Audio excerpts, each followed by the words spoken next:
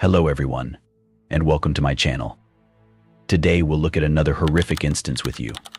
Love may be dangerous. Life is generally thought to begin after the age of 40. A wealth of life experience helps with this. For some, adulthood is a stage of building self-confidence because not everyone has lived their lives as they desired. For example, some people did not know themselves or their genuine desires, so they relied on the counsel of others. Or they could have chosen the incorrect life mate. Fear of social judgment frequently lead to choosing the path of least resistance. With age and the realization that half of one's life has passed, old worries and complexes might be released. For such people, turning 40 represents a period of flowering. Once the children are grown, they can devote more time to themselves, leave previous relationships behind, and try to form new ones. Shannon Starbuck, a 42-year-old lady featured in today's tale, shared this belief. However, her new dreams were not realized. On December 3, 2011, Shannon was discovered on the bedroom floor of her own house. She was resting on her back in a suggestive position. She had an erotic massager on her stomach. Someone clearly intended to shame her posthumously. The police were certain that she had been murdered. Her entire body was covered with bruises and scrapes. Later, a medical examiner determined that certain injuries were caused by the use of a stun gun. Other evidence indicated that her body had been transported. However, Shannon died from strangling. Detectives faced a difficult assignment. They needed to determine the last hours of this mother of five's life and locate the perpetrator. The disappearance of a mother of many, the police were aware of the woman's absence of communication a day before the tragic discovery. Initially, her ex-husband, Clay Starbuck, raised the alert. The 47-year-old man said he hadn't been able to contact his wife since December 1st. Around 3 p.m., Shannon texted her daughter that she was unable to pick up the children from school due to illness, and asked that they wait for their father, whom she allegedly had informed of the change in plans. However, his phone was turned off, so he was oblivious of the situation. Marshall and Serena, the younger brother and sister, were both tired and hungry. Logan, 15, decided to phone her older brother. She asked him to drive them to their father's house, which was only a few blocks away. Upon arrival, Austin claimed that he too was unable to contact their mother. Perhaps she switched off her phone to relax and recover. The boy got the kids into the car and drove them to Clay's residence. The man had not expected them, yet he was truly pleased by the unexpected events. Following the divorce, the elder children remained with him, while the three youngest stayed with their mother. As a result, the father chose to enjoy their company and did not disturb Shannon. Furthermore, similar situations have occurred earlier with her. Furthermore, he expected to meet his ex-wife at the school basketball game that evening, but she never showed up. On December 2nd, Mr. Starbuck drove the kids to school and went to his ex-wife's house. The front door was shut and the blinds were drawn. Because he did not have a spare key, he attempted to enter but was unsuccessful. Clay subsequently sent a message stating that if Shannon did not arrive by 7 p.m., he would notify law authorities. After waiting till the agreed-upon time, he approached the police and described the issue. 2 sheriff's deputies went to the supplied address and returned after finding nothing odd. The officers recommended waiting another day. If she hadn't made contact by then, he should return. Clay returned home, disappointed, and awaited news. The next day, he returned to the station. Unexpectedly, they informed him that his was not the only report. A friend and Shannon's mother were also unable to contact her. This was atypical of her. This time, the cops took a more responsible approach to the issue. Mrs. Starbuck had been missing for 48 hours, and several people were concerned. After receiving the appropriate consent, the officers returned to her residence. What mysteries did Mrs. Starbuck's home contain? When officers arrived at the home, they smashed the latch and entered. There was no evidence of a break-in or robbery. At first sight, everything appeared to be in its place. However, the idleness was interrupted as soon as they entered the woman's bedroom. That is where the sad truth was exposed. Shannon Starbuck hadn't simply vanished. She had been cruelly killed. It appeared like she had just gotten up. Her bed wasn't made. The blanket lay nearby. The sheet on the bed was missing, and the mattress cover was dyed red. The deceased's cell phone and diary were located on the dresser. Forensic experts focused on her room. They checked all possible surfaces for fingerprints. Some had been wiped clear, but 12 latent prints were discovered on the massager box and bathroom mirror. Numerous residues were discovered in common areas. Scrapings from the body's nails, face, and neck were collected for additional DNA analysis. Detectives assumed that the homeowner had been deprived of life after she exited the shower, was taken to the bed, and then pulled to the floor. Notably, the missing sheets were discovered in the washing machine. Perhaps the criminal intended to erase evidence in this way. Clay sheds light on his ex-wife's lifestyle. By noon, Clay had arrived at Shannon's home. He was eager to learn what had transpired. The scene in his ex-wife's garden did not elicit favorable emotions. The perimeter of the building was taped off with yellow tape, and an ambulance and numerous police cars were parked on the lawn. Mr. Starbuck was the first to learn of the woman's untimely death. The detectives needed to learn as much as they could about the victim and her lifestyle. So, after the ex-husband had calmed down a little, they questioned him. He said that they had made an arrangement. Every morning he picked up the smaller children and drove them to school, while she picked them up after school.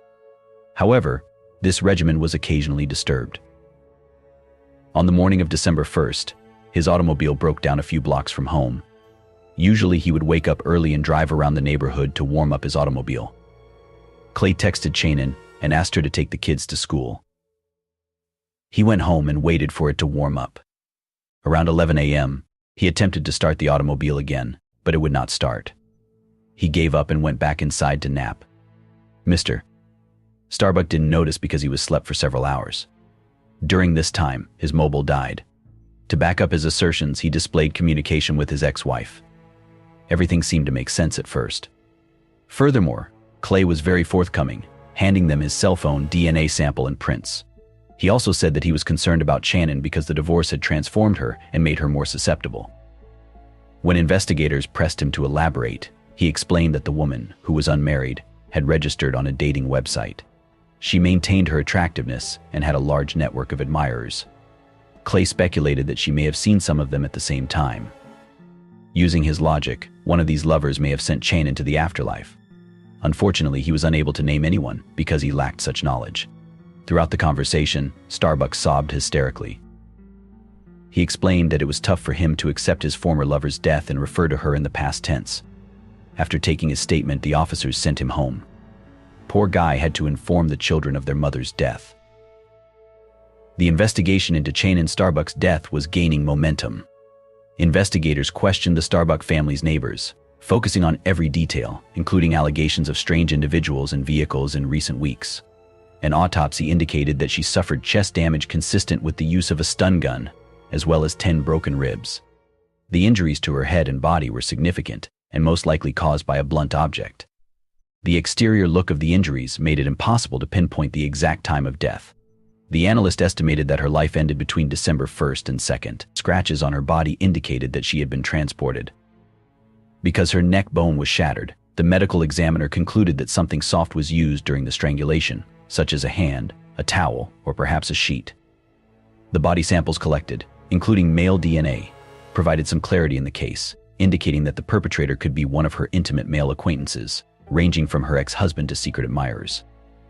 Shannon's darker side, Clay Starbuck, completely helped with the inquiry in the hopes of speedily apprehending his ex-wife's culprit. He received a checkup and promised to detail any injuries and losses.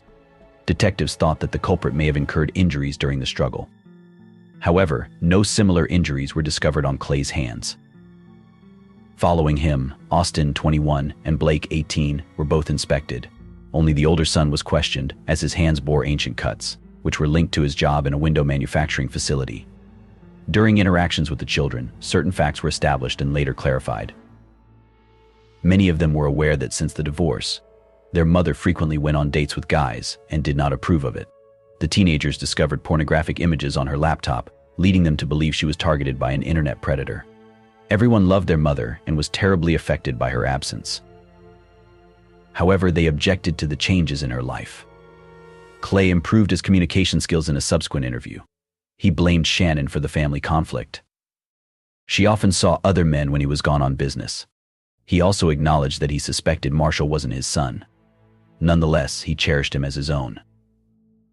Shannon began to indulge excessively after their relationship ended, according to him, and this was inappropriate given her age.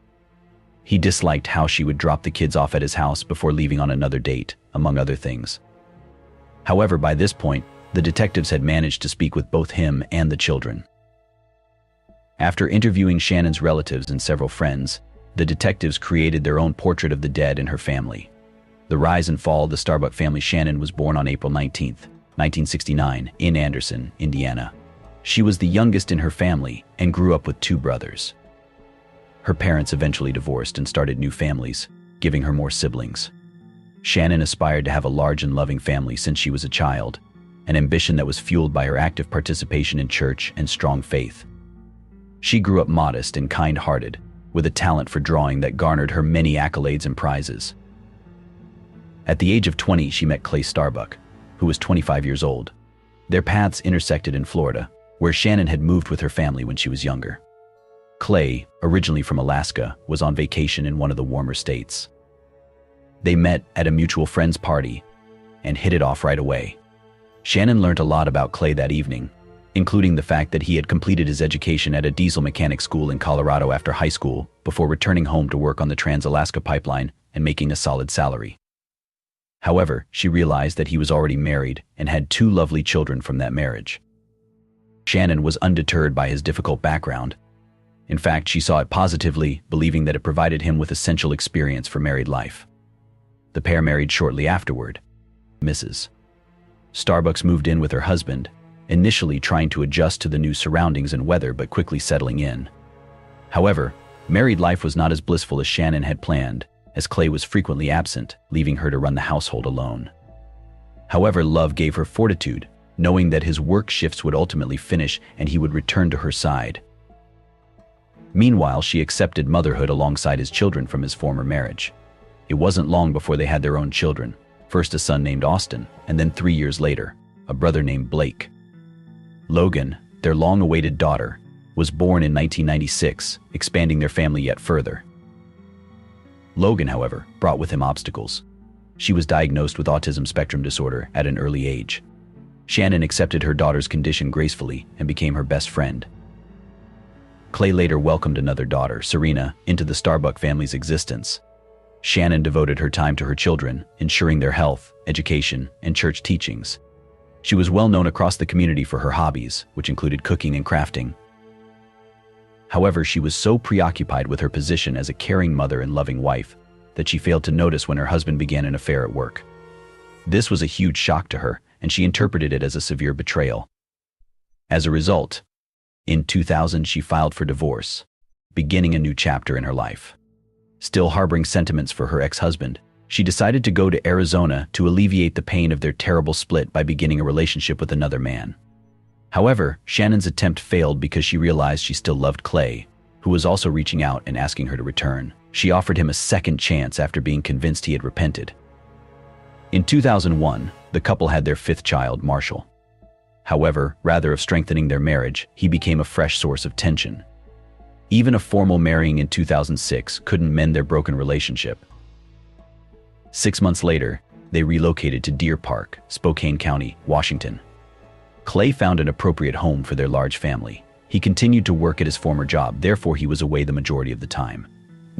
Shannon, who was left to manage the household and children on her own, took them to movies, theaters, and parks while also organizing home parties. However, questions and distrust poisoned their marriage, which was exacerbated by long separations and breakdowns in their connection. Eventually, in 2010, the couple separated forever. Shannon began to reconstruct her life as she entered her 40s, hoping to experience the thrill of love again. She resolved not to give up or repeat her mistakes. Despite Clay's horrific injury, she chose not to return to him. Nonetheless, she supported her ex-husband and offered any assistance she could. Clay resigned his work in February 2011 and moved permanently to Deer Park, where he could be close to both his children and Shannon. He still hoped she would return, but she disagreed, and she relished her newfound freedom. After surgery, Austin and Blake moved in with their father, relieved to be free from their mother's continuous surveillance. Shannon, full of new life, got a part-time job and enrolled in a dental assistant program, tired of being a housewife and having to maintain her family. Especially after her ex-husband stopped paying child support owing to his illness, she kept him close for emergencies. The children stayed with him after school every Wednesday, as well as the second and fourth weekends of each month. Shannon joyfully obtained her certification that summer, signaling the end of one goal and the beginning of another. She created a profile on a dating site in the hopes of meeting a worthy man, feeling a strong desire to support herself. She also regretted wasting her best years with a man who did not value her and was capable of deception. However, her dreams were dashed on a December morning by a criminal plan. Shannon Starbuck's funeral was on December 10, 2011. The enormous number of persons who attended the service attested to her bright and true personality. Her final resting site was a cemetery in Orlando. The public's attention to the woman's death prompted law enforcement to act promptly. While investigating her ex-husband, investigators decided to confirm his alibi. As a result, they tracked Clay's travels on December 1st. He repeated what had happened that morning, describing where and how his automobile had broken down. Additionally, the findings of the initial examination arrived. Starbuck's fingerprints did not match those found at the crime scene. This led to the idea to compare him to existing databases while also examining Shannon's mobile phone, laptop, and personal diary. At the same time, they investigated the potential that other people were involved in the crime. After thoroughly inspecting Mrs. Starbuck's cell phone, detectives added many individuals to the suspect list. Men she had interacted with through the dating service raised suspicions. Tom Walker had set up a date with her on December 5th, hours before her death. They had intimate discussions and exchanged images. Tom had requested Shannon to take a photo with an adult toy, but she declined. Notably, her body was later discovered in the same position described by Tom. Within an hour, Walker had been located. He was taken aback not just by the news, but also by being labeled a suspect. He promptly detailed his actions on the day she died, which were corroborated by coworkers and CCTV cameras. Next on the list was John Wilson, who had planned a meeting with Chanine for December 1st. Their correspondence made it plain that he was not looking for a committed relationship. Their interaction was simply casual. It also turned out that the suitor had used a fictitious name. His real name was John Kinlane. He worked in an entirely different industry than he stated, and was married, which explains the concealment. On the day of the crime, Chanine postponed their morning meeting due to headaches. The date was ultimately canceled. After providing a DNA sample, he was released. His alibi was confirmed, even though his lie was disclosed to his family. Critical evidence following these developments, the investigation went back to square one. While investigating Chanine's mobile phone, police submitted a request to the cellular service provider, which revealed another important fact. It was discovered that the victim made a 911 call from her phone at 9:18 a.m. on December 1st, but the suspect removed it from the call record. The 30-second call was collected as a result of an emergency service request. Unfortunately, it only had tears and rustling sounds before abruptly ending. It was also determined that following the failed contact, the call center operator attempted to return the call, but it went to voicemail. According to GPS data, Chanine's mobile device was found at her residence, pinpointing the exact day of her death. She had been deprived of life after dropping off her children at school and going home. This meant that the 11 messages sent later were not from her. The suspect attempted to disrupt the investigation. Furthermore, he was close to the Starbuck family, as he used the youngest son's nickname, Marsh, in communication. Following this information, Clay's remarks were subjected to further scrutiny. He had a legitimate reason to end his ex-wife's life divorce. Not all partners embrace new circumstances with dignity. Furthermore, understanding her daily routine provided him with an excellent opportunity.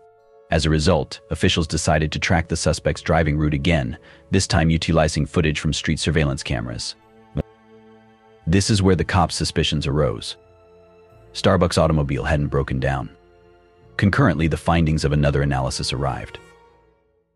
The DNA obtained from Chanine's body was identical to the suspect's samples. The incident unfolded as follows.